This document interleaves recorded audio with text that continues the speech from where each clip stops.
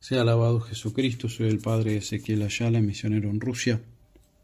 Hoy nos toca reflexionar en el Evangelio de Mateo 17, del 14 al 20.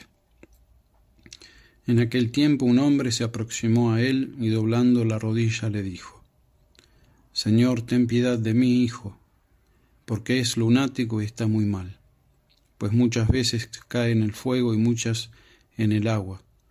Lo traje a tus discípulos, y ellos no han podido sanarlo.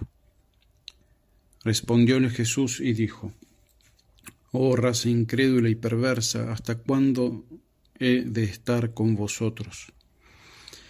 ¿Hasta cuándo os habré de soportar? Traédmelo acá. Increpóle Jesús y el demonio salió de él, y el niño quedó sano desde aquella hora.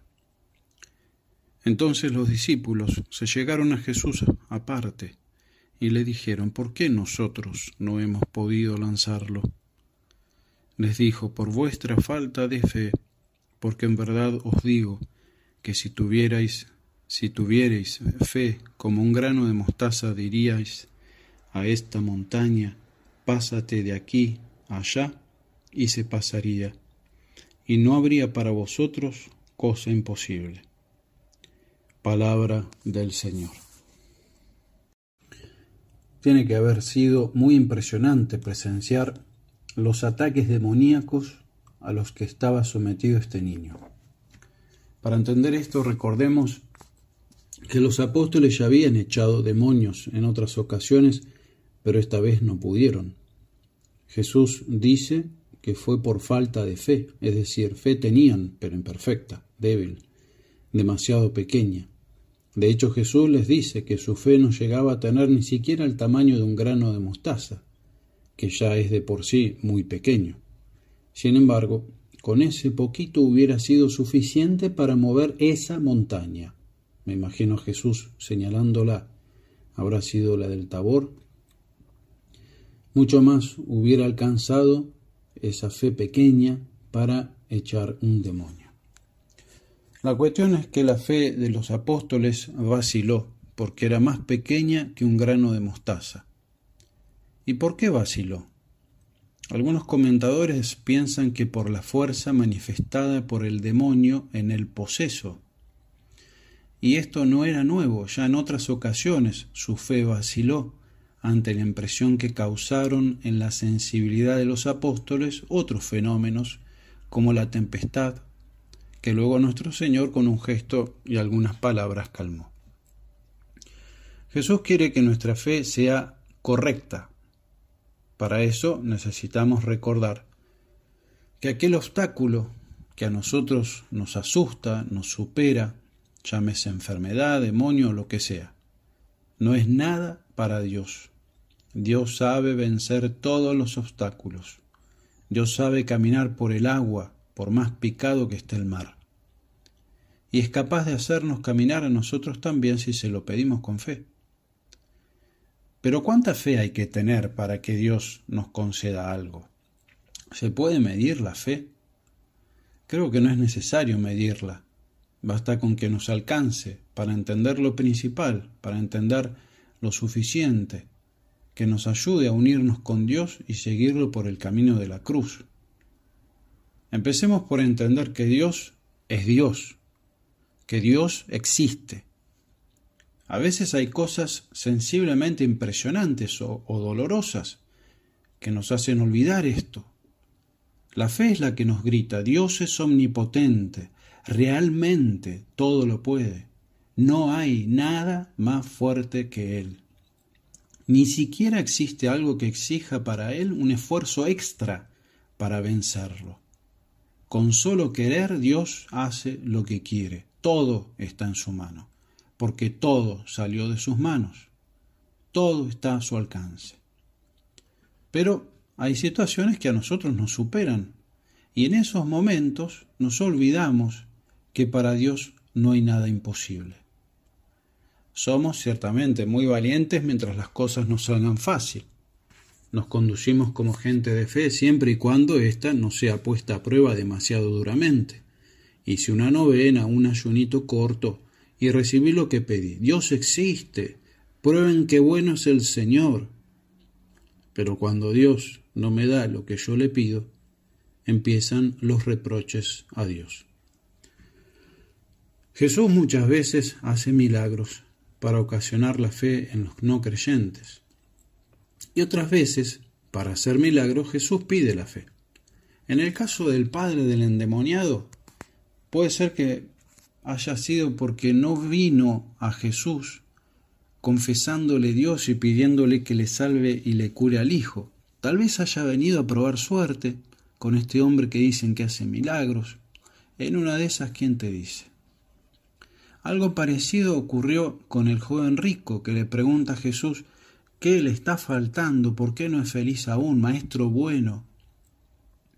Pero le preguntaba por lo que se ve como a un amigo, como una persona sabia.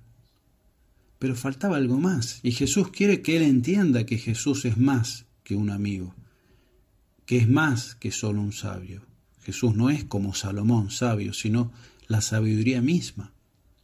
Por eso Jesús lo va guiando a este joven para que cuando escuche la respuesta que le va a dar a la pregunta que él está haciendo, le sea más fácil aceptar su consejo. No es lo mismo recibir un consejo de un amigo que de Dios, que me conoce, que me creó.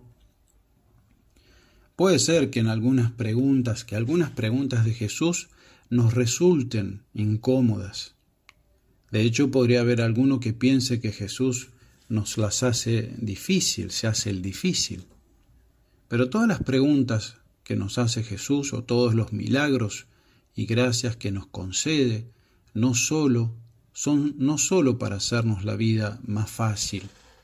Toda gracia que Dios concede tiene una razón: ayudarnos a crecer en conocimiento, confianza y amor de Dios, para que podamos salvar nuestra alma.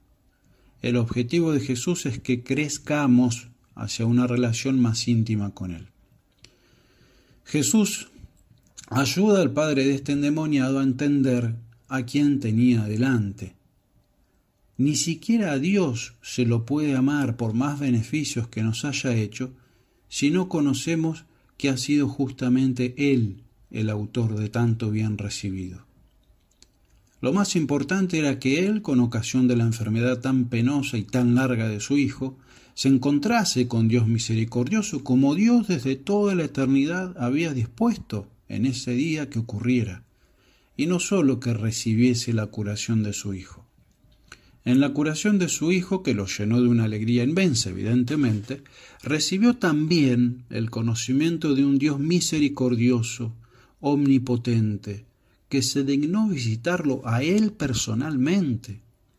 Eso, para el que lo pueda y quiera ver, es mucho más que recibir solo la curación milagrosa de un gran mal. Jesús no quiere que suframos y se ofrece como remedio de nuestras dolencias, sean las que sean. Pero el mal más grande es vivir como si Dios, la vida eterna y mi alma no existieran o no tuvieran ningún valor. Vivir como si esta vida fuera todo lo que tenemos e incluso no valorar como corresponde las cosas que tenemos. Muchas veces pasa que valoramos la capacidad de respirar sin dolor luego de haber pasado por una enfermedad que nos impedía justamente respirar sin un dolor agudo. O que empezamos a tratar mejor a una persona solo después de haber pasado por el peligro de perderla. Tampoco conviene que vivamos como si los únicos seres queridos que tenemos fueran nuestros parientes y amigos, que Dios les dé salud, y como si el único lugar que tuviéramos fuera el que nos ha tocado en este mundo, como si no tuviéramos un Jesús y una María en el cielo que nos esperan, que nos van guiando nuestro camino a la patria definitiva del cielo, y que llegando al cielo nosotros serán ellos quienes nos reciban, a nosotros y a los nuestros, con un fuerte abrazo y con fiesta eterna, sin dolor y sin lágrimas. Por eso conviene que nos hagamos algunas preguntas. ¿Creemos en Dios? ¿Cómo es el Dios en el que yo creo? ¿Qué conozco de Él? ¿Cómo es mi oración? ¿Le pido a Dios o le exijo como si fuera un esclavo, haciendo Él un esclavo? ¿Creo realmente que Dios es Padre y sabe lo que me conviene mejor que yo? ¿Hay en mi oración un lugar para aceptar la posibilidad de que Dios, en su misericordia, me esté pidiendo que lleve esta cruz de la cual yo le estoy pidiendo que me libere?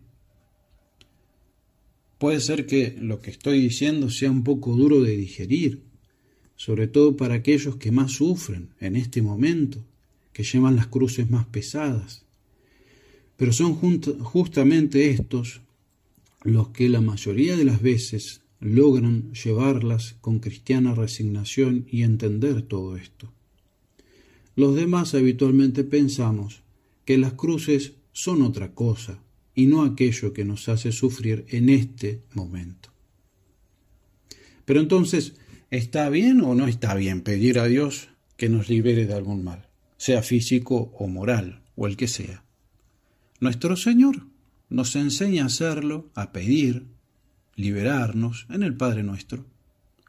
Le pedimos pan para el día de hoy, que nos perdone nuestros pecados, que no nos deje caer en la tentación, que nos libre de todo mal. Pero antes de todo esto le pedimos, hágase tu voluntad. Creer todo esto es necesario a la hora de pedir a Dios algo. Dios ciertamente quiere darnos bienes. Si no hace más milagros es porque en nuestro mundo, como ocurrió en su Nazaret natal, falta fe, nos falta fe. Creer que Dios existe, que Él realmente es omnipotente, sabio, Padre. Por eso debemos hacernos una pregunta más. ¿A quién le pides cuando rezas? ¿A Dios? ¿Y entonces por qué estás dudando? ¿No es Dios un Padre amoroso que no nos hace faltar nada, que si permite algún mal es por un bien mayor? Y una cosa más. A mí no se me escapa que pueda haber alguna persona que me esté escuchando y que no le cierren mis argumentos. La pregunta que se hacen por lo general es sí, todo muy lógico, pero ¿yo qué hice para merecer esto?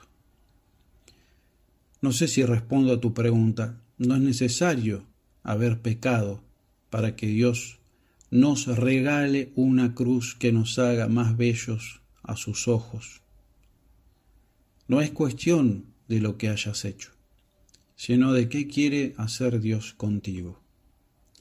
Por eso recordar en esos momentos de debilidad, de dudas, esa hermosa oración que brotó del pecho del Padre de este muchacho. Creo poco, Señor, ayuda a mi poca fe.